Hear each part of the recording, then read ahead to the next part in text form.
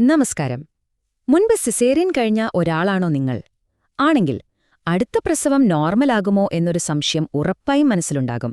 അപ്പോ ആ സംശയങ്ങൾ മാറ്റാനും നിങ്ങളുടെ മുന്നിലുള്ള വഴികൾ ഏതൊക്കെയാണെന്ന് വ്യക്തമായി മനസ്സിലാക്കാനുമാണ് നമ്മൾ ഇന്ന് സംസാരിക്കുന്നത്. ഒരിക്കൽ സിസേറിയൻ ആയാൽ പിന്നെ എപ്പോഴും സിസേറിയൻ തന്നെ.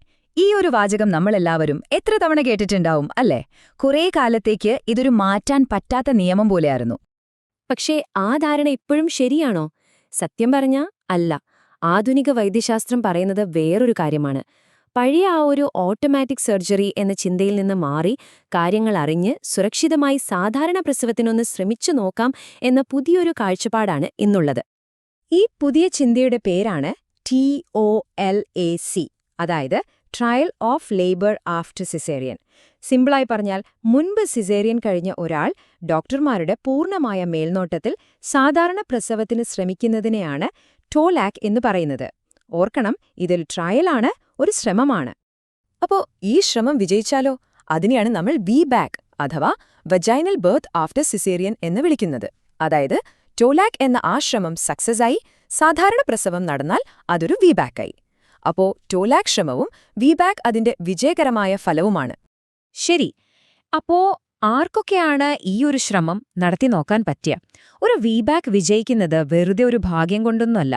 അതിന് ചില പ്രധാനപ്പെട്ട കാര്യങ്ങൾ ഒത്തുവരണം. എന്തൊക്കെയാണ് ആ കാര്യങ്ങളെന്ന് നമുക്ക് നോക്കാം. ഈ കണക്കുകൾ കാണുമ്പോൾ തന്നെ ഒരു ധൈര്യം കിട്ടുന്നുണ്ടല്ലേ? യോഗ്യരായവരിൽ TOLACന് ശ്രമിക്കുന്ന 4 പേരെടുത്താൽ അതിൽ 3 പേർക്കും, അതായത് ഒരു 60 മുതൽ 80% വരെ ആളുകൾക്കും സാധാരണ പ്രസവം സാധ്യമാവാറുണ്ട്. അപ്പോൾ ഇത് തീർച്ചയായും പരിഗണിക്കാവുന്നൊരു ഓപ്ഷനാണ്. നിങ്ങളുടെ വിജയസാധ്യത തീരുമാനിക്കുന്ന ഏറ്റവും പ്രധാനപ്പെട്ട ഘടകം ഇതാണ്: ആദ്യത്തെ സിസേറിയനിലെ മുറിവ് എങ്ങനെയുള്ളതായിരുന്നു എന്ന്. ഇപ്പോൾ സാധാരണയായി ചെയ്യുന്ന താഴെ വിലങ്ങനെയുള്ള ലോവർ സെഗ്മെന്റ് മുറിവ് സുരക്ഷിതമാണ്, കാരണം അത് നന്നായി ഉണങ്ങി ബലം വയ്ക്കും. എന്നാൽ പഴയ രീതിയിലുള്ള ആ മുകളിൽ നിന്ന് താഴേക്കുള്ള കുത്തനെയുള്ള ക്ലാസിക്കൽ മുറിവാണെങ്കിൽ പ്രസവസമയത്ത് ഗർഭപാത്രം വിണ്ടുകീറാനുള്ള സാധ്യത വളരെ കൂടുതലാണ്. അതുകൊണ്ട് അതൊട്ടും സുരക്ഷിതമല്ല. അടുത്ത ചോദ്യം: എന്തിനായിരുന്നു നിങ്ങളുടെ ആദ്യത്തെ സിസേറിയൻ? അതും വളരെ പ്രധാനപ്പെട്ട ഒരു കാര്യമാണ്. ഉദാഹരണത്തിന്, കുട്ടി തലകീഴായി വരാത്തതുകൊണ്ടോ അല്ലെങ്കിൽ പ്രസവസമയത്ത് കുഞ്ഞിന് എന്തെങ്കിലും ബുദ്ധിമുട്ടുണ്ടായതുകൊണ്ടോ ഒക്കെ ആണെങ്കിൽ ആ കാരണങ്ങൾ ഈ പ്രസവത്തിൽ ആവർത്തിക്കണമെന്നില്ല. അപ്പോൾ വിജയസാധ്യത കൂടുതലാണ്. നേരെ മറിച്ച്, അമ്മയുടെ ഇടുപ്പെല്ലിന് ആവശ്യത്തിന് വികാസമില്ലാത്തതുകൊണ്ടാണ് ആദ്യ സിസേറിയൻ ചെയ്തതെങ്കിൽ ആ അവസ്ഥയ്ക്ക് മാറ്റം വരാൻ സാധ്യതയില്ലാത്തതുകൊണ്ട് ഇത്തവണയും സാധാരണ പ്രസവം ബുദ്ധിമുട്ടായേക്കാം. അടുത്തത് സമയമാണ്. ഗർഭപാത്രത്തിലെ ആ പഴയ മുറിവുണ്ടല്ലോ, അത് നന്നായി ഉണങ്ങി പൂർണ്ണമായി ബലം വയ്ക്കാൻ കുറേശ്ശെ സമയം വേണം. അതുകൊണ്ട് കഴിഞ്ഞ സിസേറിയനും ഈ പ്രസവവും തമ്മിൽ കുറഞ്ഞത് ഒരു 18 മാസെങ്കിലും, അതായത് 1.5 വർഷത്തെ ഇടവേള നിർബന്ധമായും ഉണ്ടായിരിക്കണം. ശരി, നിങ്ങൾ TOLACന് എല്ലാ രീതിയിലും ഓക്കെയാണെന്ന് വിചാരിക്കുക. പക്ഷെ അതുകൊണ്ട് മാത്രം കാര്യമില്ല. നിങ്ങൾ എവിടെയാണ് പ്രസവിക്കാൻ പോകുന്നത് എന്നുള്ളത് അതിലും പ്രധാനമാണ്. ഒരു വിട്ടുവീഴ്ചയും പാടില്ലാത്ത കാര്യമാണത്. എന്തുകൊണ്ടാണെന്ന് നോക്കാം.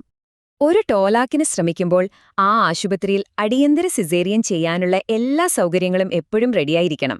അതായത് എപ്പോ വിളിച്ചാലും ഓടിയെത്താൻ ഒരു സർജിക്കൽ ടീം, 24 മണിക്കൂറും ഡ്യൂട്ടിയിലുള്ള അനസ്തേഷ്യ ഡോക്ടർ, ആവശ്യത്തിന് ബ്ലഡ് കിട്ടാനായി ഒരു ബ്ലഡ് ബാങ്ക്, പിന്നെ ഏറ്റവും പ്രധാനമായി എന്തെങ്കിലും ഒരു പ്രശ്നം വന്നാൽ 15 മിനിറ്റിനുള്ളിൽ സിസേറിയൻ തുടങ്ങാനുള്ള സൗകര്യം. ഇവയെല്ലാം അവിടെ ഉണ്ടെന്ന് ഉറപ്പാക്കണം. ഈ ഒരു കാര്യം മനസ്സിലുറപ്പിച്ചോളൂ. നിങ്ങൾ പോകുന്ന ആശുപത്രിക്ക് ഈ പറഞ്ഞ സൗകര്യങ്ങളെല്ലാം ഉറപ്പുതരാൻ പറ്റുന്നില്ലെങ്കിൽ പിന്നെ രണ്ടാമതൊന്നും ആലോചിക്കാനില്ല. നിങ്ങൾക്കും കുഞ്ഞിനും ഏറ്റവും സേഫ് പ്ലാൻ ചെയ്ത ഒരു സിസേറിയൻ തന്നെയാണ്. സുരക്ഷയുടെ കാര്യത്തിൽ ഒരു കോംപ്രമൈസും വേണ്ട. TOLACനെ പറ്റി കേൾക്കുമ്പോഴേ എല്ലാവരുടെയും മനസ്സിലേക്ക് ആദ്യം വരുന്ന പേടി ഇതാണ്: ഗർഭപാത്രം വിണ്ടുപോകുമോ അല്ലെങ്കിൽ യൂട്ടറൈൻ റപ്ചർ ഉണ്ടാകുമോ എന്നത്. അതൊരു സ്വാഭാവികമായ പേടിയാണ്. നമുക്കതിനെപ്പറ്റി ശരിക്കും മനസ്സിലാക്കാം. അതെങ്ങനെയാണ് ഇന്ന് ഡോക്ടർമാർ നിരീക്ഷിക്കുന്നതെന്നും നോക്കാം. സത്യം പറഞ്ഞാല് ഗർഭപാത്രം വിണ്ട് കീറാനുള്ള സാധ്യത വളരെ കുറവാണ്. വെറും 0.5%. അതായത് TOLACന് ശ്രമിക്കുന്ന 200 സ്ത്രീകളിൽ ഒരാൾക്ക് മാത്രം സംഭവിക്കാൻ സാധ്യതയുള്ളൊന്ന്. റിസ്ക് വളരെ കുറവാണെങ്കിലും നമ്മളത് തീർച്ചയായും അറിഞ്ഞിരിക്കണം, അല്ലേ? അപ്പോൾ എന്താണ് ഈ യൂട്രൈൻ റപ്ചർ? പ്രസവവേദന കൂടുമ്പോൾ സിസേറിയൻ ചെയ്ത ആ പഴയ മുറിവ് വിട്ടുപോകുന്ന ഒരവസ്ഥയാണിത്. ഇത് അമ്മയ്ക്കും കുഞ്ഞിനും ഒരുപോലെ അപകടം ചെയ്യുന്ന വളരെ സീരിയസ് ആയൊരു എമർജൻസിയാണ്. അപ്പോൾ തന്നെ ചികിത്സ കിട്ടേണ്ട ഒന്ന്. പക്ഷേ ഭാഗ്യത്തിന് നമുക്കിന്നൊരു ഏർലി വാർണിംഗ് സിസ്റ്റമുണ്ട്. അതാണ് CTG മെഷീൻ. ഇത് പ്രസവ സമയത്ത് തുടർച്ചയായി കുഞ്ഞിന്റെ ഹൃദയമിടിപ്പ് നിരീക്ഷിച്ചുകൊണ്ടിരിക്കും. ആ ഹൃദയമിടിപ്പില് പെട്ടെന്നെന്തെങ്കിലും ഒരു കുറവ് കണ്ടാൽ അത് ചിലപ്പോൾ ആ പഴയ മുറിവ് ഒരുപാട് സ്ട്രെസ്സിലാണെന്നുള്ള ആദ്യത്തെ സൂചനയാവാം. അപ്പോൾ തന്നെ ഡോക്ടർമാർക്ക് വേണ്ട നടപടികൾ എടുക്കാൻ പറ്റും. ഇവിടെ പലർക്കും ഒരു വലിയ തെറ്റിദ്ധാരണയുണ്ട്. ടോലാക് സമയത്ത് വേദന കുറയ്ക്കാൻ എപ്പിഡ്യൂറൽ എടുക്കാമോ? ധൈര്യമായി എടുക്കാം. അത് 100% സേഫാണ്. എപ്പിഡ്യൂറൽ എടുത്താൽ റപ്ചറിന്റെ ലക്ഷണങ്ങളൊന്നും അറിയില്ല എന്നൊക്കെ പറയുന്നത് വെറും തെറ്റിദ്ധാരണയാണ്. അതിലൊരു പേടിയും വേണ്ട. അപ്പോ നമ്മൾ ഇതുവരെ സംസാരിച്ചതിൽ നിന്ന് ഒരു കാര്യം വ്യക്തമാണ്. നിങ്ങളുടെ മുന്നിൽ സുരക്ഷിതമായ 2 വഴികളുണ്ട്. ഒന്നുകിൽ സാധാരണ പ്രസവത്തിനൊന്ന് ട്രൈ ചെയ്ത് നോക്കാം, അതായത് ടോലാക്. അല്ലെങ്കിൽ നേരത്തെ പ്ലാൻ ചെയ്ത് സിസേറിയൻ ചെയ്യാം. ഇവ രണ്ടിനും അതിന്റേതായ നല്ല വശങ്ങളും ചില റിസ്കുകളും ഉണ്ട്. നമുക്ക് ഇവ രണ്ടും തമ്മിലൊന്ന് താരതമ്യം ചെയ്തു നോക്കിയാലോ? ഈ ടേബിളിലേക്കൊന്ന് നോക്കൂ. ടൊലാക്കിന്റെ ഏറ്റവും വലിയ ഗുണമെന്താ? അത് വിജയിച്ചാൽ ഒരു വലിയ സർജറി ഒഴിവാക്കാം, പെട്ടെന്ന് തന്നെ പഴയ പോലെ ഓടി നടക്കാം. പക്ഷേ റിസ്ക് എന്താണ്? നമ്മൾ പറഞ്ഞ ആ ചെറിയ റപ്ചർ സാധ്യത. പിന്നെ ശ്രമം പാളിപ്പോയാൽ ഒരു എമർജൻസി സിസേറിയൻ വേണ്ടിവരുമെന്നതും. ഇനി മറ്റേ വശം നോക്കൂ. പ്ലാൻ ചെയ്ത സിസേറിയൻ ആണെങ്കിൽ പ്രസവവേദനയേ ഉണ്ടാവില്ല, റപ്ചർ എന്ന പേടിയും വേണ്ട. പക്ഷേ ഓരോ സർജറിക്കും അതിന്റേതായ റിസ്കുകളുണ്ട്. മാത്രമല്ല, സുഖം പ്രാപിക്കാൻ കൂടുതൽ സമയവും എടുക്കും. നിങ്ങൾ ടൂലാക്കാണ് തിരഞ്ഞെടുക്കുന്നതെങ്കിൽ ഈ പറയുന്ന കാര്യങ്ങൾ വളരെ ശ്രദ്ധിക്കണം. ഇതിൽ ഏതെങ്കിലും ഒരു ലക്ഷണം കണ്ടാൽ ഒരു നിമിഷം പോലും കളയരുത്, നേരെ ആശുപത്രിയിലേക്ക് പോകണം. പഴയ സിസേറിയൻ മുറിവിന് മുകളിൽ കഠിനമായ വേദന, പുതിയതായ രക്തം പോകുന്നത്, നല്ല വേദന ഇദ്ദക്കിദ്ദന്തേ നിൽക്കുന്നത്, കുഞ്ഞിന്റെ അനക്കം വല്ലാതെ കുറയുന്നത്, അല്ലെങ്കിൽ വെള്ളം പോകുന്നത്.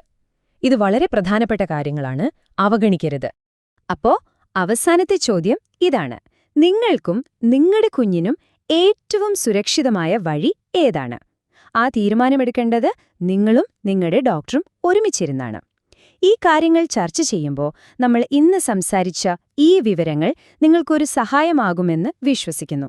ഓർക്കുക, അറിവോടെ എടുക്കുന്ന തീരുമാനമാണ് എപ്പോഴും ഏറ്റവും മികച്ച തീരുമാനം.